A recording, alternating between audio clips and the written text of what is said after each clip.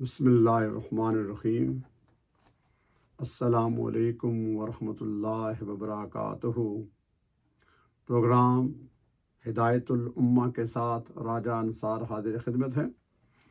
آج ہمارا موضوع ہے حضور صلی اللہ علیہ وآلہ وسلم کی نسبی فضیلت و طہارت کا بیان۔ اس کے دو حصے ہوں گے، ایک میں صرف قرآنی آیات اور دوسرے میں احادیث مبارکہ۔ تو آج پہلے حصے میں قرآنی آیات کی چند قرآنی آیات کا انتخاب کیا گیا ہے، وہ آپ کے لیے پیش خدمت ہے۔ سورہ البقرہ آیت 124۔ اعوذ باللہ من الشیطان الرجیم۔ وَإِذِ ابْتَلَىٰ إِبْرَاهِيمَ رَبُّهُ بِكَلِمَاتٍ فَأَتَمَّهُنَّ قَالَ إِنِّي جَاعِلُكَ لِلنَّاسِ إِمَامًا قَالَ وَمِن ذُرِّيَّتِي قَالَ لَا يَنَالُ عَهْدِ الظَّالِمِينَ۔ اور وہ وقت یاد کیجیے جب ابراہیم علیہ السلام کو ان کے رب نے کئی باتوں سے آزمایا تو انہوں نے وعدہ پورا کیا۔ اس پر اللہ نے فرمایا میں تمہیں لوگوں کا پیشوا بناؤں گا۔ انہوں نے عرض کیا کیا میری اولاد میں بھی؟ ارشاد ہوا ہاں، مگر میرا وعدہ ظالموں کو نہیں پہنچتا۔ یعنی آقا علیہ الصلوۃ والسلام کی والد ماجد سے لے کر آدم علیہ السلام تک اور اپنی والدہ ماجدہ سے لے کر حضرت حوا تک جتنے بھی ان کے آبا اجداد ہیں، اس کے آگے انشاء تفصیلات یہ ہیں، یہ تمام کے تمام اپنے اپنے دور میں دنیا کی تمام قوموں سے لوگوں سے ممتاز اور برگزیدہ رہے ہیں اور سارے مومن رہے ہیں، اور اللہ نے ان کی شان شروع سے بیان کی ہے۔ یہ نسب کے اعتبار سے، حسب کے اعتبار سے، قبیلے کے اعتبار سے، خاندان کے اعتبار سے، علاقے کے اعتبار سے، ہر اعتبار سے آقا علیہ الصلوۃ والسلام اور ان کا خاندان دنیا میں بلند تر رہا ہے۔ تو فرمایا سورہ البقرہ آیت 26، وَإِذْ قَالَ إِبْرَاهِيمُ رَبِّ اجْعَلْ هَٰذَا بَلَدًا آمِنًا وَارْزُقْ أَهْلَهُ مِنَ الثَّمَرَاتِ مَنْ آمَنَ مِنْهُمْ بِاللَّهِ وَالْيَوْمِ الْآخِرِ قَالَ وَمَنْ كَفَرَ فَمَتِّعْهُ قَلِيلًا ثُمَّ اضْطَرَّهُ إِلَىٰ عَذَابِ النَّارِ وَبِئْسَ الْمَصِيرُ۔ اور جب ابراہیم نے عرض کیا اے میرے رب، اسے امن والا شہر بنا دے اور اس کے باشندوں کو طرح طرح کے پھلوں سے نواز، یعنی ان لوگوں کو جو ان میں سے اللہ پر اور یوم آخرت پر ایمان لائیں۔ اللہ نے فرمایا اور جو کوئی کفر کرے گا اس کو بھی زندگی کی تھوڑی مدت کے لیے فائدہ پہنچاؤں گا، پھر اسے اس کے کفر کے باعث دوزخ کے عذاب کی طرف جانے پر مجبور کروں گا، اور وہ بہت بری جگہ ہے۔ پھر فرمایا سورہ البقرہ آیت 127، وَيَرْفَعُ إِبْرَاهِيمُ الْقَوَاعِدَ مِنَ الْبَيْتِ وَإِسْمَاعِيلُ رَبَّنَا تَقَبَّلْ مِنَّا إِنَّكَ أَنْتَ السَّمِيعُ الْعَلِيمُ۔ اور یاد کرو جب ابراہیم اور اسماعیل خانہ کعبہ کی بنیادیں اٹھا رہے تھے تو دونوں یہ دعا کر رہے تھے اے ہمارے رب، تو ہم سے یہ خدمت قبول فرما لے، بے شک تو خوب سننے والا اور خوب جاننے والا ہے۔ یہ بھی سورہ بقرہ کی آیت فرمایا۔ اس میں بھی آقا علیہ السلام کے جد ابراہیم علیہ السلام کی دعا ہے، ان سے اتنا عظیم، وہ چونکہ خلیل ہیں، ان کے جد ہیں۔ آگے پھر فرمایا سورہ بقرہ میں آیت 128، ربنا وجعلنا مسلمین لک ومن ذریتنا امۃ مسلمۃ لک وارنا مناسکنا وتب علینا انک انت التواب الرحیم۔ یہ پھر دعا آ گئی، اے ہمارے رب، ہم دونوں کو اپنے حکم کے سامنے جھکنے والا بنا، اور ہماری اولاد سے بھی ایک امت کو خاص اپنا تابع فرمان بنا، اور ہمیں ہماری عبادت کے قواعد بتا دے، اور ہم پر رحمت و مغفرت کی نظر فرما، بے شک تو ہی بہت توبہ قبول فرمانے والا اور مہربان ہے۔ اس آیت کریمہ سے یہ ایک بات بالکل واضح ہے کہ آقا علیہ الصلوۃ والسلام کی جو ایک نسل چلی آ رہی ہے ابراہیم علیہ السلام سے، وہ سارے کے سارے اہل ایمان تھے، ان میں کوئی مشرک یا کوئی کافر نہیں گزرا، سارے موحد تھے جو اپنے اپنے دور میں رہا۔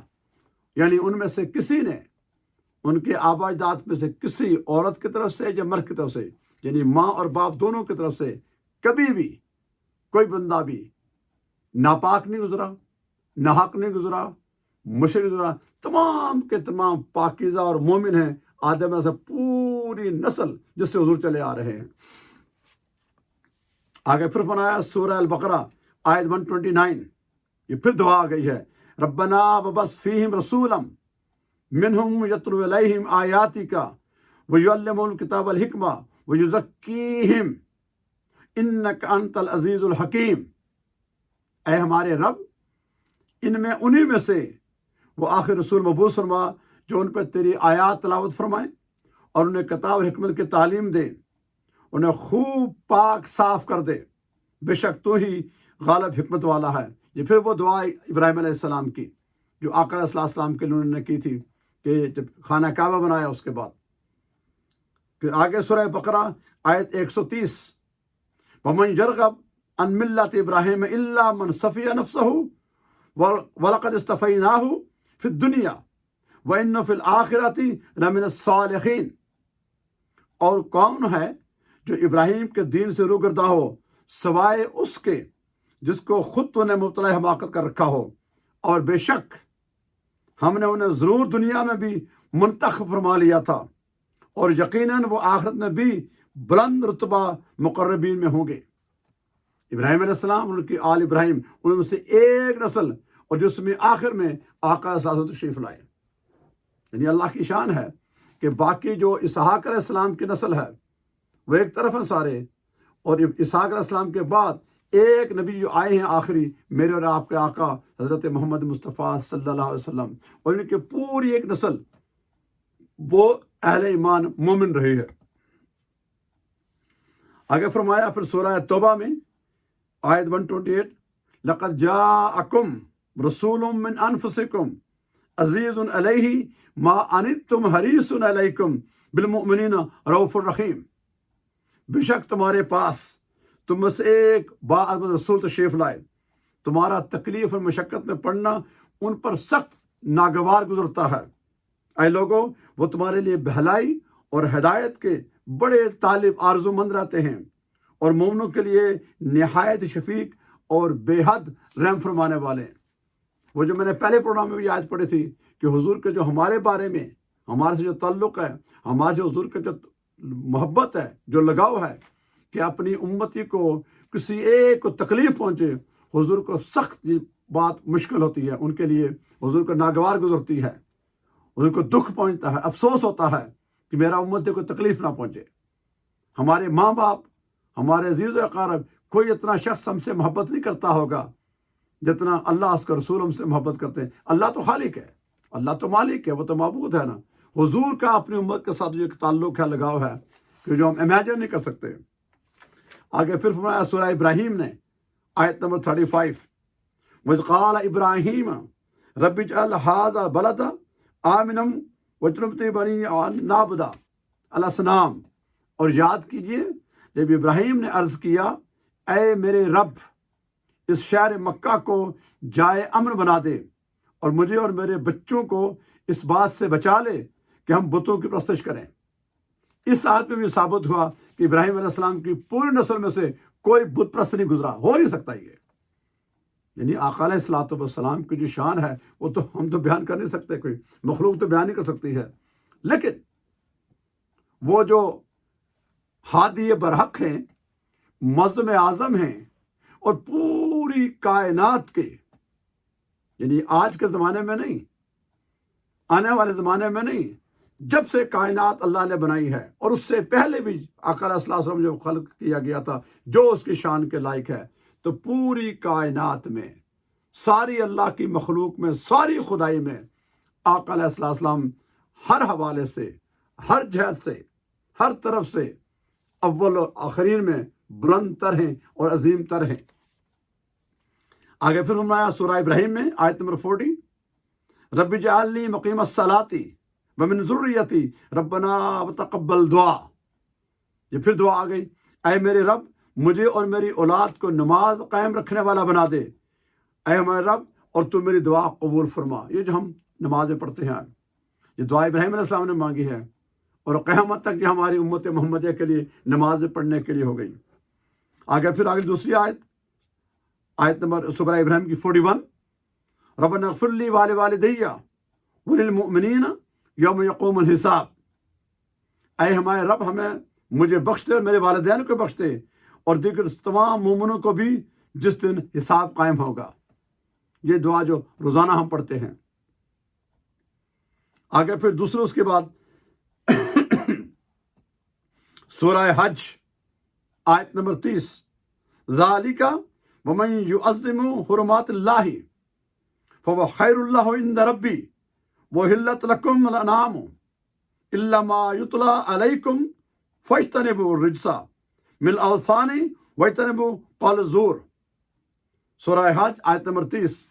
یہی حکم ہے، اور جو شخص اللہ کی بارگاہ سے عزت یافتہ چیزوں کی تعظیم کرتا ہے تو وہ اس کے رب کے ہاں اس کے لیے بہتر ہے، اور تمہارے لیے سب مویشی چوپائے حلال کر دیے گئے ہیں سوائے ان کے جن کی ممانت تمہیں پڑھ کر سنا دی گئی ہے.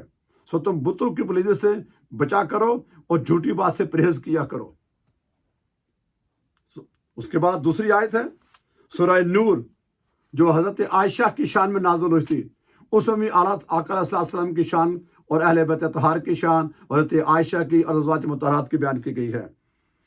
سورہ نور آیت نمبر 26، الخبیثات للخبیثین والخبیثون للخبیثات والطیبات للطیبین والطیبون للطیبات اولئک مبرؤون مما یقولون لهم مغفرۃ ورزق کریم.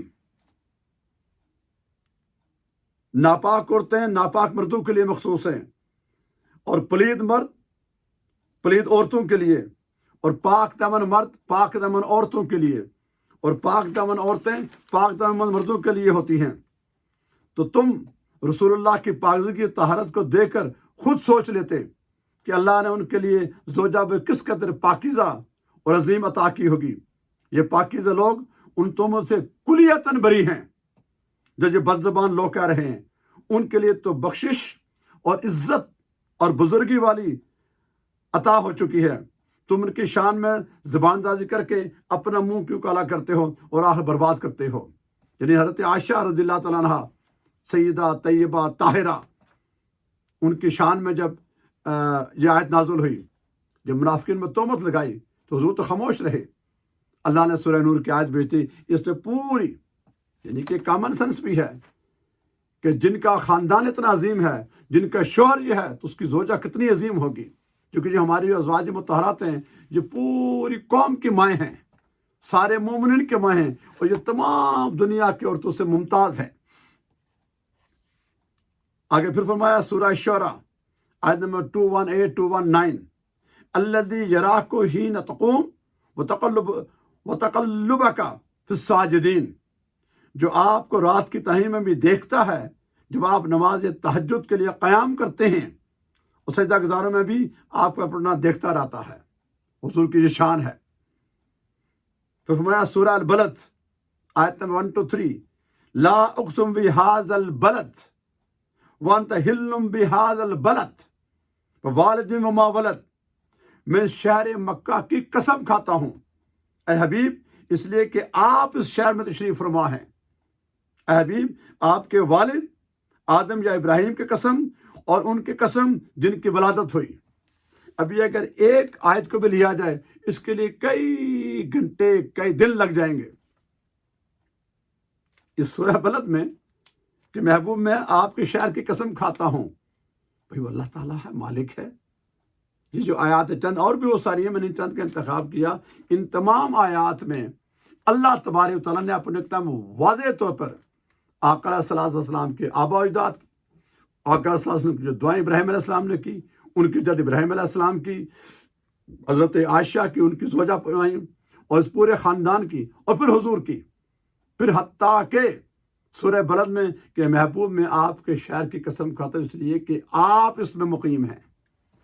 یعنی مکہ تو ویسے بھی عظیم ہے، اس میں کعبہ بھی ہے، صفا مروہ ہے، سارا کچھ ہے، حج سارا وہیں ہوتا ہے، اللہ کا گھر ہے، یہ پہلا شہر ہے پوری دنیا کا، کوئی شک نہیں ہے.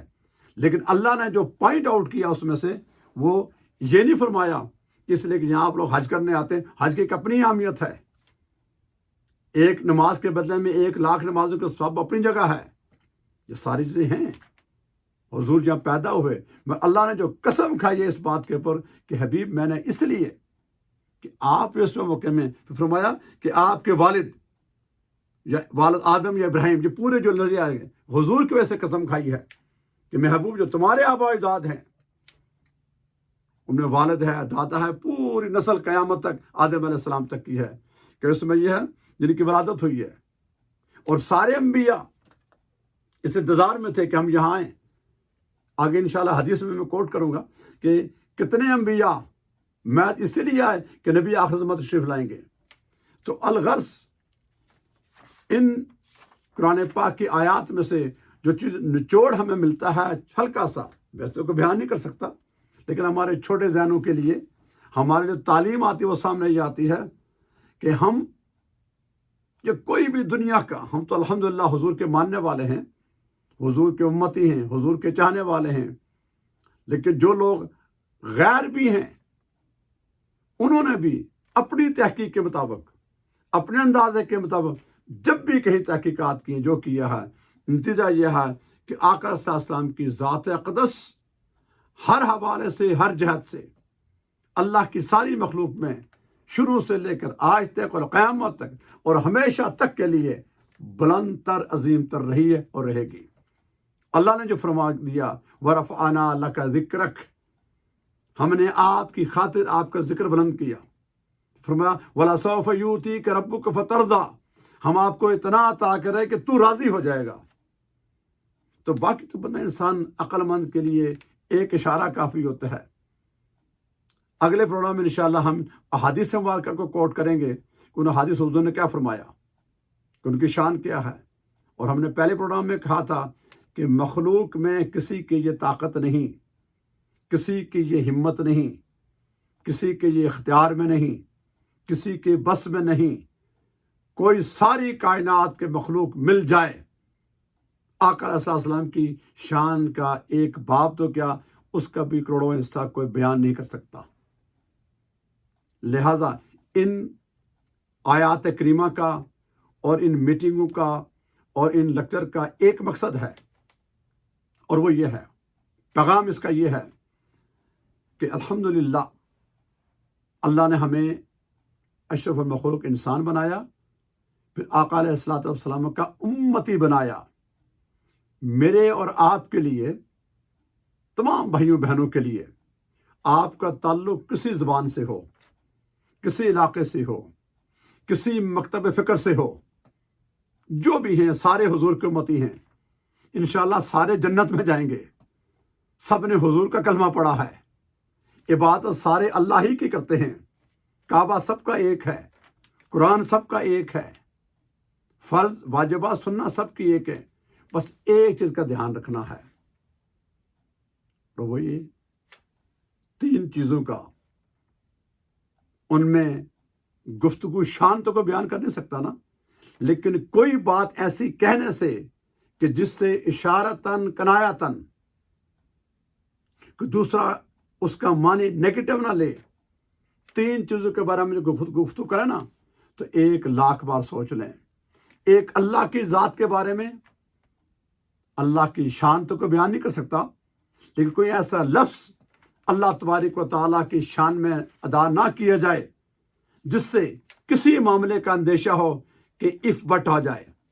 وہ خالق ہے، وہ مالک ہے، وہ معبود ہے، وقت لا شریک ہے، سارا کچھ عطا کرنے والا اللہ کی ذات ہے، سب کو بنانے والا اللہ ہی ہے، سب کو دینے والا اللہ کی ذات ہے، سب کا رازق خالق اللہ کی ذات ہی ہے.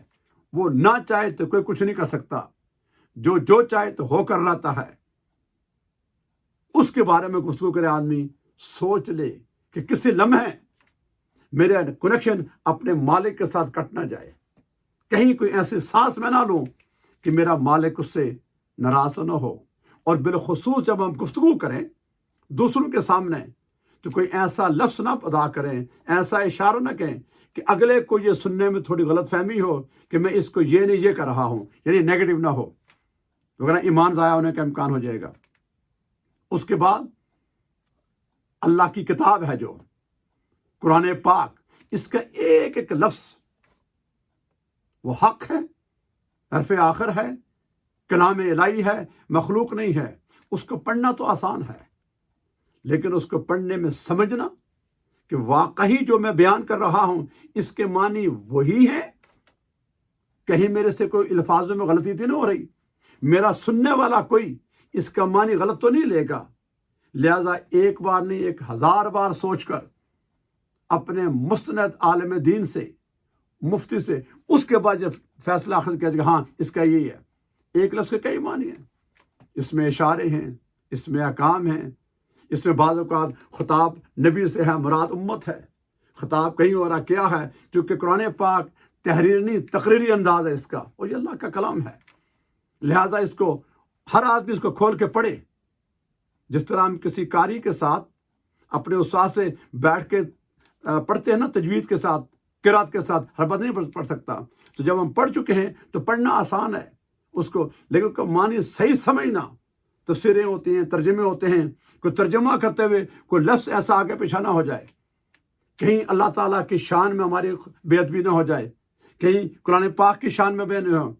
اور پھر جو صاحب قرآن ہیں، جو ہمارے آقا ہیں، جو اللہ کے محبوب ہیں، ان کی شان اقدس میں کہ کوئی لفظ، کوئی جملہ، کوئی اشارتاً، کوئی کنایتاً، کوئی کسی طرح میں، کوئی اردو میں، عربی میں، کسی طرح بھی کہ کسی لفظ کا ایسا معنی تو نہیں ہے جس کے میں کچھ تو کہہ رہا ہوں سننے والا کو سنے۔ ہاں شان تو بیان ہو نہیں سکتی جتنی بلند، لیکن ایکسٹرا آرڈنری احتیاط کر کے کہ کہیں میری زبان سے کوئی بے احتیاطی میں جملہ نکل نہ جائے۔ یہ 3 جگہ پر ہم نے احتیاط کرنی ہوتی ہے۔ جب آپ بالخصوص کسی پہ ہم کو فتویٰ لگاتے ہیں نا کہ فلاں یوں ہے، فلاں یوں، یہ بڑے بڑے علماء کا کام ہوتا ہے، یہ درس و تدریس کے لیے ہوتا ہے، یہ پڑھنے پڑھانے سمجھانے کے لیے ہوتا ہے۔ ویڈیو میں، یوٹیوب میں، فیس بک میں اور ان میں تقریر میں یہ مناظرے نہیں ہوتے۔ یہ بڑے بڑے اہل علم لوگ، اونچے درجے کے، ان کا اپنے ایک انداز ہے، ان کا ایک اپنا بیان ہے، ساری کی ساری باتیں کسی کی غلط نہیں ہوتی ہیں اور ساری کی ساری کسی کی صحیح نہیں ہوتی ہیں۔ یہ اتھارٹی صرف ایک ہستی کو ہے مخلوق میں، وہ آقا علیہ الصلوۃ والسلام کی ذات اقدس ہے، کہ ان کی زبان سے نکلا ہوا ایک لفظ حرف آخر ہوتا ہے، قیامت تک ہی ہے۔ باقی ہمیں سارے غلطی کرے گا تو ہم سارے جو آپس میں بھائی ہیں۔ ہمارا وقت کا تقاضا یہ ہے کہ ہم دوسرے پہ فتویٰ بعد میں لگائیں، اس کی اچھی بات نوٹ کر لیں، جب تک کہ صریحاً وہ ایسی بات نہ کرے کہ جس کے واقعی معنی ایسے گزرتے ہوں۔ اور یہ جو محور ہے حضور کی ذات اور قرآن پاک، اللہ تو معبود ہے، یہ بات اسی کرنی ہے نا، وہ تو کسی کی شان ہو نہیں سکتی ہے۔ نبی کی کوئی چیز اللہ کے ساتھ کمپیئر نہیں ہو سکتی، نبی مخلوق ہیں، لیکن مخلوق میں ان کا جو ادب ہے، ان کا جو احترام ہے، ان کی جو تعظیم ہے، اس کا تقاضا یہ ہے کہ ہماری زبان تو کیا، ہماری سوچ میں بھی ایسی کوئی بات نہ ہے کہ جس میں نبی کی شان کے کم ہونے کا اندیشہ ہو۔ ایک حد ہے، نبی کو آپ خدا نہیں کہہ سکتے کیونکہ وہ ہو نہیں سکتا، خدا اللہ کی ذات ہے، اشہد ان لا الہ الا اللہ۔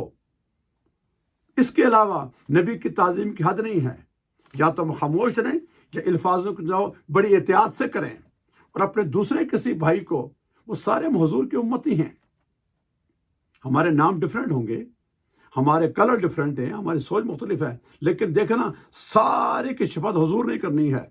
شافعی معاشر وہی ہیں، کلمہ سب نے حضور کا پڑھا ہے، فرائض، واجبات اور سنت موقدہ سب کی ایک ہے، باقی جو علماء کے ڈفرینسز ہوتے ہیں اپنے اپنے انداز میں۔ تو میرے ایسا آدمی، یہ عام جو لوگ ہم ہیں نا، تو ہم اپنے بنیادی فرائض میں ہیں۔ ایک اگر پرائمری اسکول کا بچہ ہو، وہ اگر ایک کتاب پڑھ لے بڑی بات ہے، وہ پی ایچ ڈی والے سے بحث نہ کرے، وہ ایک ہے، پی ایچ ڈی آئے گی، ماسٹر ڈگری آئے گی، وہ مصنف و بات کی بات ہے۔ تو بڑے لوگوں کی باتیں چھوٹے لوگوں کو ذمہ دیتی ہیں. عام جو عوام الناس ہیں، ہمارے لیے جو بنیادی وہ فرائض ہیں کہ ہم یہ دیکھیں کہ میں اگلے کسی بڑے عالم دین کو کسی طبقے کو برا بلا کہنے سے پہلے کیا میں دیکھوں میرے فرائض پورے ہیں.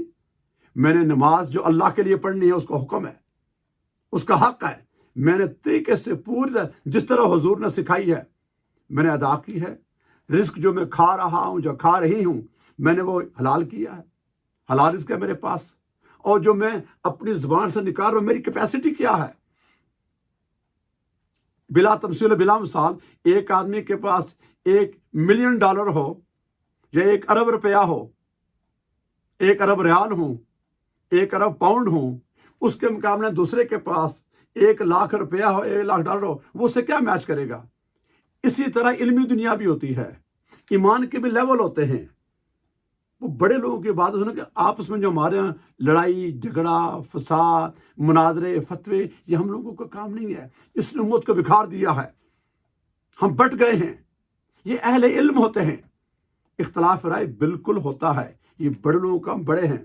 میرے آپ جیسے عام لوگوں کا کام یہی ہے کہ جن چیزوں پہ اتفاق ہے وہ فرائض ہیں، واجبات ہیں اور سنتیں، ان پر مکمل کریں.